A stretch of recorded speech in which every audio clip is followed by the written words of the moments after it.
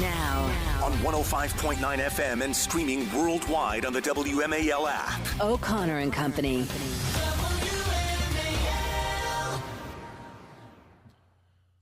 Well, good morning, one and all. Hi, everybody. This is WMAL. It is 7:07 in the morning on News Talk 105.9 WMAL. We are making sense of the news. Oh boy, it is Friday. Thank goodness, and I am in love. You're listening to O'Connor and Company. I'm Andrew Langer in for Larry O'Connor today alongside Patrice Onwuka. Good morning, Patrice. Good morning. Happy Friday. We made it. Happy Friday to you. Yes, they ain't over yet, as they say. No, I'm excited about this. Listen, we've got Bram Weinstein. He's the play-by-play announcer for the Washington Commanders, joining us later on in this hour to do a preview as the Commanders take on the Giants. The next hour, we got Gregory Pemberton. He's head of the D.C. Police Union. We're going to come back to this, I think, tragic miscarriage of justice in Washington, D.C., these police officers sentenced in this just bizarre case. And then we got Brett Baer from Fox News Channel. He's the anchor of Special Report. But joining us right now, Hans von Spakovsky from the Heritage Foundation. He's the manager of the Election Law Reform Initiative at Heritage. He's also a former member of the FEC, worked at the DOJ, served on the Fulton County Board of Registration and Elections, which administered elections in the largest county in Georgia. And let's start here, Hans, which is this issue of, actually, I want to start here with this as a former DOJ official. Let's hear what Merrick Garland had to say about criticizing the DOJ. Over the past 3.5 years, there has been an escalation of attacks on the Justice Department's career lawyers, agents, and other personnel that go far beyond scrutiny, criticism, and legitimate and necessary oversight of our work. All right, let's stop it there. Hans, is it dangerous to criticize the Justice Department? Dangerous and outrageous? No. In fact, what's dangerous and outrageous has been the behavior of the Justice Department, including its career lawyers, over the past 3.5 years. You know, I listened to the rest of what Garland was saying, and he talked all about how, you know, their decisions that they make have nothing to do with politics. That's the way it should be. Well, yeah, he's right. That's the way the Justice Department ought to be run. That's not the way he's been running it. And examples of that are just obvious. You know, think about the fact that he's got Jack Smith going after and criminally prosecuting Donald Trump for the supposed mishandling of classified documents. Yet, when it came out that the President Biden, also mishandled classified documents for a much longer period while he was both a senator and vice president, no, him we're not going to prosecute. Same type of charges. The Republican, we're prosecuting. The Democrat, no, we're not prosecuting. Yeah. You know, Hans, let's take it local here to Virginia. We covered a story just in the last half hour about a Loudoun County parent who posted a Virginia voter registration application that her 16-year-old daughter received from her teacher in school yesterday or sometime this week. And the daughter reiterated to the teacher that she's just 16, but the teacher was adamant that she fill out this information. Talk to us about what do you make of this? Is there anything really? I mean, we all know that there's something amiss here, but is there any criminality here or anything that should be potentially prosecuted? Well, it should be investigated because, in fact, it's a violation of federal law for anyone to coerce, intimidate, in other words, in any way pressure someone over the issue of registering to vote. And if, in fact, this teacher was trying to get someone who is not eligible to vote to register, yeah, there's potential violation of the federal law. And certainly, I think there's probably a potential violation of state law. The teachers in schools ought to be concentrating on teaching not rounding up voters for the Democratic Party and whoever their union is telling them to vote for. Right, that's my suspicion in all of this, Hans, is that there was some kind of a drive, right? There's some kind of contest out there. Get these voter registrations to come in. It's like people who go, they're going to go and sell candy bars. Whoever sells the most candy bars, gets a special prize here. That's exactly it. So you come in with the most voter registrations, you get an extra day off or something here. I mean, Virginia does have this, and is one of 18 states that has an early registration, pre-registration for voting for this. And obviously, if it's on the books, it's on the books. But I got a problem with this. It's part and parcel of the effort to get kids, to try to move that voting age downward. I think we should be going in the other direction here. But let's talk about this. Let's talk about the effort. I know it's kind of a curveball here, Hans. But your thoughts on these efforts to lower the voting age from 18 to 16, in states and localities. What do you think of this? I think it's a foolish, unwise idea. Think about this.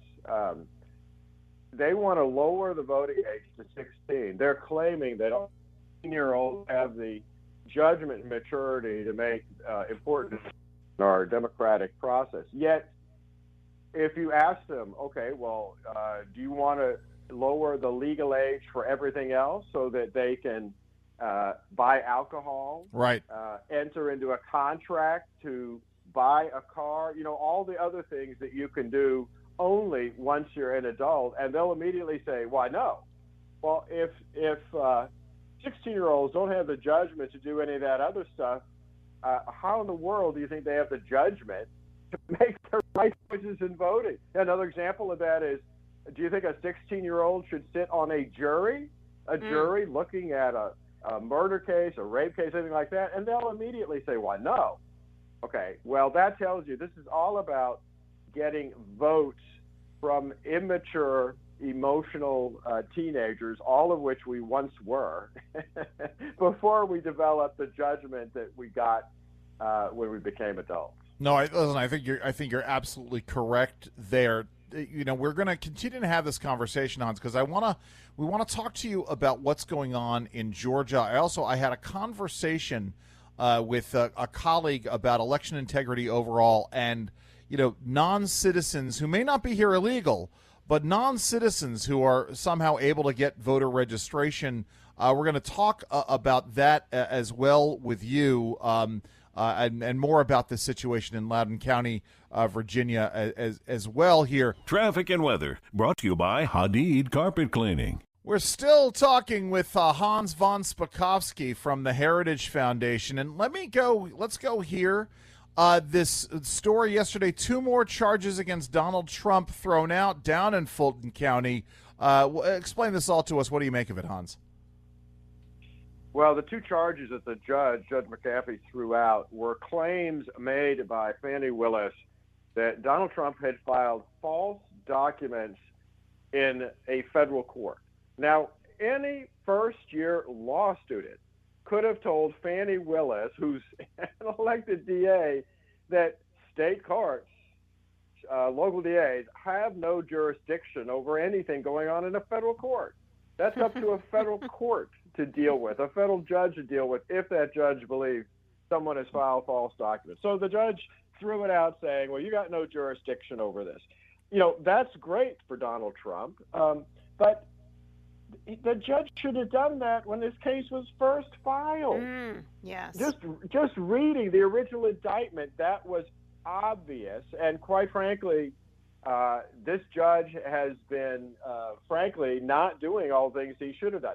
He should have thrown out Fani Willis completely over her unethical behavior, and as you know, he didn't do that, and that issue now is up before the higher courts in Georgia. So, Hans, quickly about just voting in general in elections.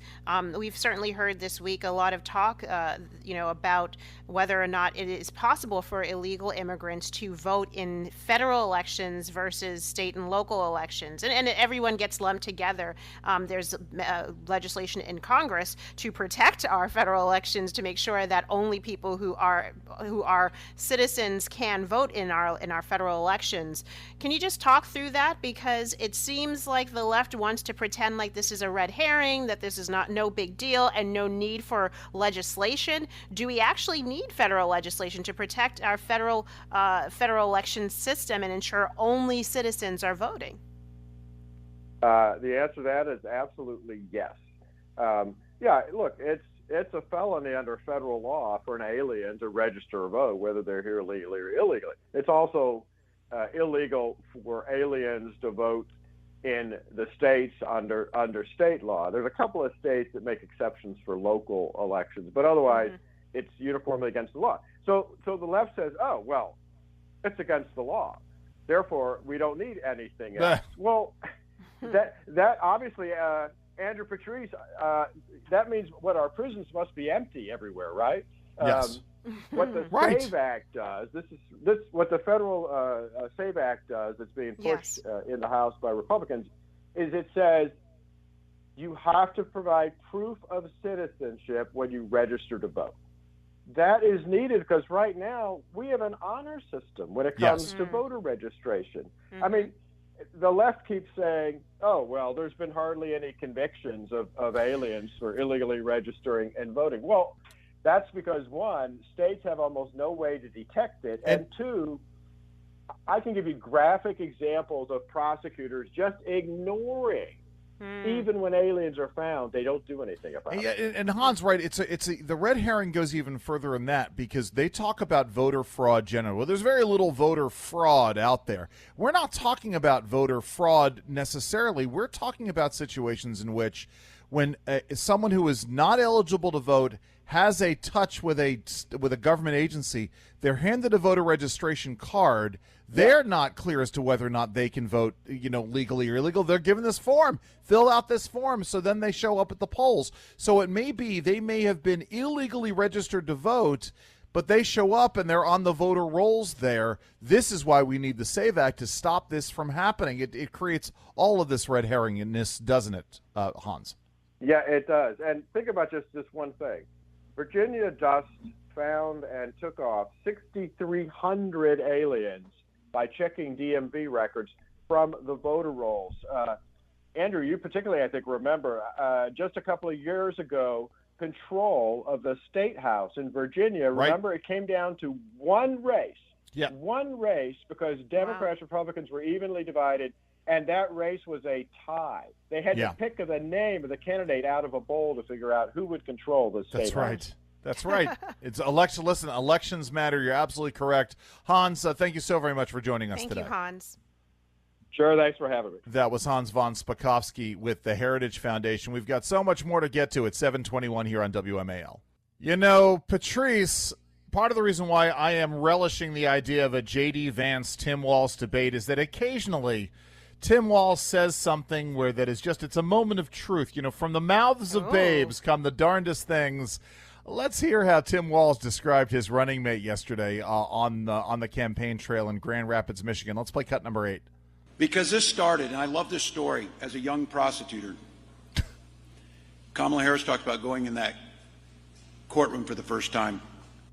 I love this story of Kamala Harris being a young prostitute. In fact, there's some really great video. Maze Moore on Twitter has some great video about Kamala Harris being a young prostitute. I'm sorry, go ahead, Patrice. Oh, wait, so was that when she was dating Willie Brown? Yes. Or was that when she was with, what's his face, the TV host?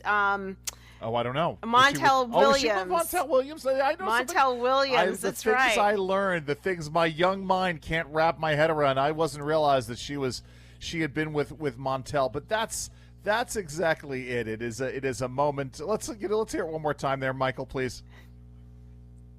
Because this started, and I love this story, as a young prostitute. Kamala Harris talked about going in that courtroom for the first time. I love this. I love this boy. story as well. It's 7:29 here on O'Connor and Company, WMAL. WMAL FM, Woodbridge, Washington. A Cumulus media station.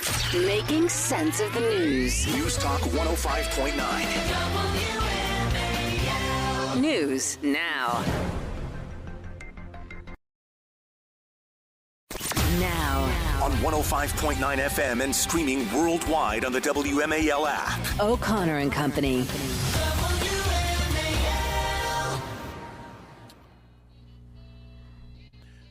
Well, good morning, everybody. It is 7:37 here on News Talk 105.9 WMAL. We are making sense of the news. A good Friday morning to one and all. Hello there, Patrice.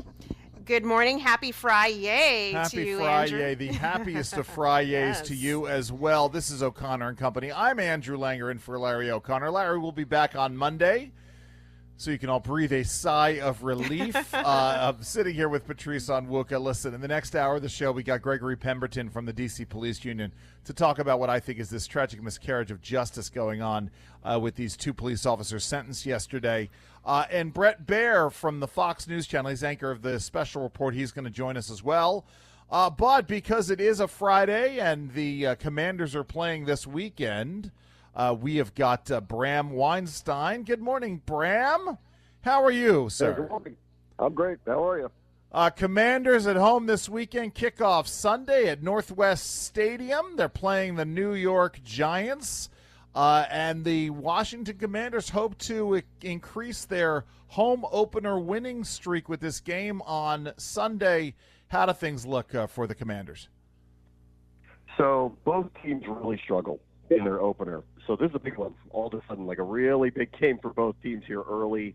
Obviously, it's a division game, so those always are kind of emphasized. Giants really just could not get anything done on offense a week ago, lost 28-6 at home. And the Commanders, you saw last week defensively had a hard time stopping Tampa Bay. 7 of 8 true drives the Buccaneers scored. So something's got to give here. Washington's defense had a rough outing. Giants' offense had a rough outing. Someone's going to get well on Sunday. So, Bram, looking at our team, anybody on the injured list? Are we expecting everybody to be playing at full force, or what should we be looking out for? The only person that's out this weekend that's a change is Emmanuel Forbes, the first-round pick from a year ago. He suffered a thumb injury. He's having surgery to repair a ligament in it. So he's going to be out for probably about a month. So the secondary, which was kind of a big question coming into the season to start with, is a little bit undermanned now. So they're going to have a couple people to step up. You're going to see a little bit more of a veteran that they signed in the offseason, Michael Davis. So he's going to play on the outside with Benjamin St. Juice. But again, they're not playing a prolific passing team this weekend. So hopefully it shouldn't affect them too greatly this weekend. Bram, Jaden Daniels had a decent, not great, but not awful NFL debut last week. What do you expect to see from him this week? What are you hoping to see? So, I thought he played really well for a debut, and it actually was named the NFL's Rookie of the Week. So I think the NFL world agreed, that how he played. I would say this, Tampa Bay is a blitz-happy scheme. They've been this way for a long time. They brought a lot of pressure on him at a percentage that's typically different than most teams in the NFL. They were testing him, and he left the pocket early a lot. He's very fast, extremely athletic. He'll tell you, and the coaches will tell you afterwards, that he ran the ball maybe a few too many times. That said, when he did, he never put the ball in harm's way. His instincts are great. He ends up with 2 rushing touchdowns. So there's good and bad. They got themselves out of their offense, and Tampa Bay got him to probably do a little bit more of what they wanted him to do, which was not throw the ball from the pocket. That said, he was successful when he ran the ball. And on 5 of their 8 drives, they could have scored. They missed a couple of field goals. Honestly, for a first go and a debut, I actually thought it was extremely promising, and it was really good. And I don't expect the Giants to try to replicate what Tampa Bay did. So I want to see his passing skills on display this weekend, and I think he's going to have an opportunity to show it. Hey, Bram, while we're on the subject of field goals, there seems to be an epidemic of kickers missing their field goals right now. What's going on? What's going on right now with this? Well, with our team, this is the 5th kicker we've signed since the spring. So you want to call it an epidemic. We just cannot we haven't caught a break with that. And the new one is Austin Seibert, so he just came in. So Cade York was here for a week. Austin Seibert takes his place. And hopefully things will settle down. I haven't seen anything like this in a long time where they just can't find somebody that they can rely on so far. But, hopefully that'll change. Seibert's been around the league. He's a pro. And around the league, there were 2 kickers last week that made 6 field goals in games, and one of them that made 3 from 50-plus. So we seem to be the ones that are feeling the effects of it, but hopefully that'll change this weekend as well. A little rockin' pmonia and boogie-woogie flu going on there. Listen, at some point they'll let me know. I'm looking to the point where the Commanders bring on a kangaroo, or they'll bring on Kathy Ireland, to come and do it, as we've seen in movies. If you're watching the game on Sunday, if you're listening to the game on Sunday, what should people be watching for, listening for, that you think will secure a Commanders victory? So the one bizarre part of this matchup is the Giants' record over the last 5-6 years has been among the worst in the league. But Washington hasn't beaten them in 3 seasons. Their quarterback, Daniel Jones, who comes under a tremendous amount of scrutiny and was the subject of the Hard Knock series with the Giants in the offseason, where the GM is saying on this show that they're trying to upgrade from him and move on from him, and they couldn't. So therefore, we'll just stuck with him for the year.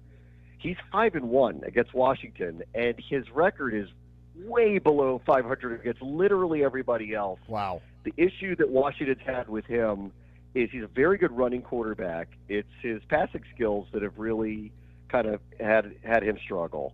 So if they contain him, not let him get on the outside, not run the ball, not feeling comfortable back there, I like Washington's chances. But this has been a really weird series. Giants struggle against everybody but Washington. This is a new group now. Dan Quinn and Joe Witt and Jade Daniels, a completely new group. And, the past is the past. That's how we're kind of looking at it. And hopefully this rivalry changes this weekend along with it. Well, Bram Weinstein, you have fun on Sunday, and we look forward to talking to you again next week.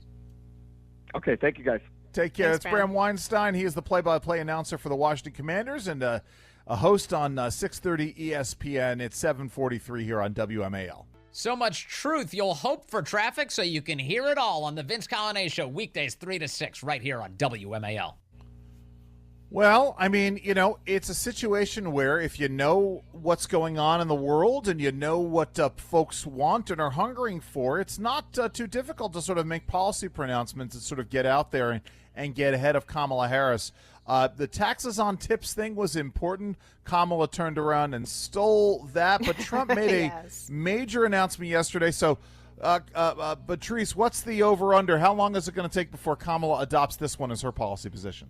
I would say by Sunday evening. So I for think the you're right. Monday morning news, yes. Right, tomorrow morning. You're absolutely correct. Tomorrow she will do this. Let's play cut number 11 to see Donald Trump's announcement. I'm also announcing that as part of our additional tax cuts, we will end all taxes on overtime. You know what that means? Think of that. Think of that.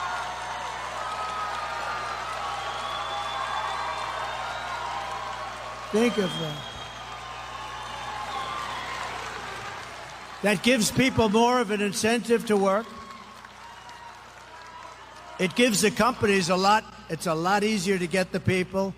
And, I went to some economists, great ones, and I said, what do you think? They said, it would be unbelievable. You'll get a whole new workforce by doing that. No taxes on overtime. The people who work overtime are among the hardest working citizens in our country. Of course, and for more too and more, long, we no can end one... it there. And of course, more and more people are working overtime these days. Patrice, talk about the work that you guys do at the Independent Women's Voice and the Independent Women's IWF. Forum. Yeah, thank you, Forum. Thank you, and Lord. It's Sure. 7:50, and I'm having a brain freeze. IWF, IWV, IWN. This would be huge to the folks you guys represent, don't you?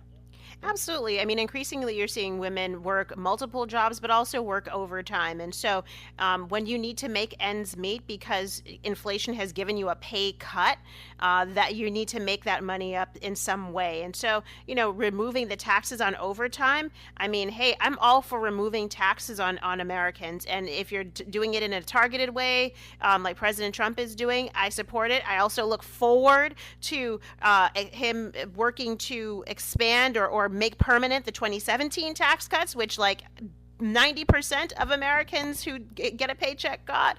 It is important that we're able to keep more of the money we earn. It is interesting when it comes to overtime. We've seen different thresholds around different workers start to get access to overtime pay, different pay levels.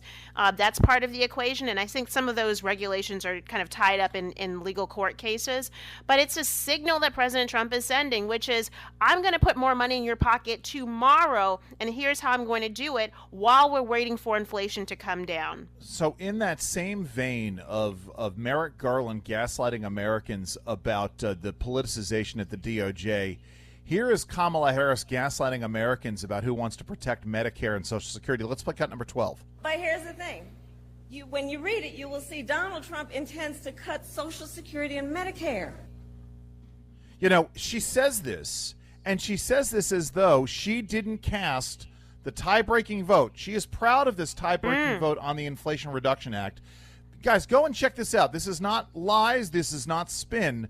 The Inflation Reduction Act rated Medicare to the tune of $250 billion to pay for the Green New Deal. And yet she's going to stand here and lecture to all of us about who's going to who's going to protect Medicare and Social Security. This is insane. Is it not, Patrice? It is. It's not don't listen to what she says, because she's lying through her teeth about so many things. President Trump was in office for 4 years and didn't touch Medicare or Medicaid, Social Security. He didn't touch those programs. And he has said consistently that he doesn't want to touch them. I think a lot of conservatives have said, actually, we do need to deal with entitlements if we want to get at the long-term fiscal health of our country. But he has been adamant that he is not touching those programs. So she's, and now you have, as you rightly said, the IRA rating Medicare. So she is the one who's lying. But listen, it is not what people say. In fact, they deflect. What they say the other side is doing is exactly what they themselves are doing. They just don't want you to know and pay attention. $250 billion taken out of Medicare to pay for the Green New Deal. It's 7:53 here on WMAL.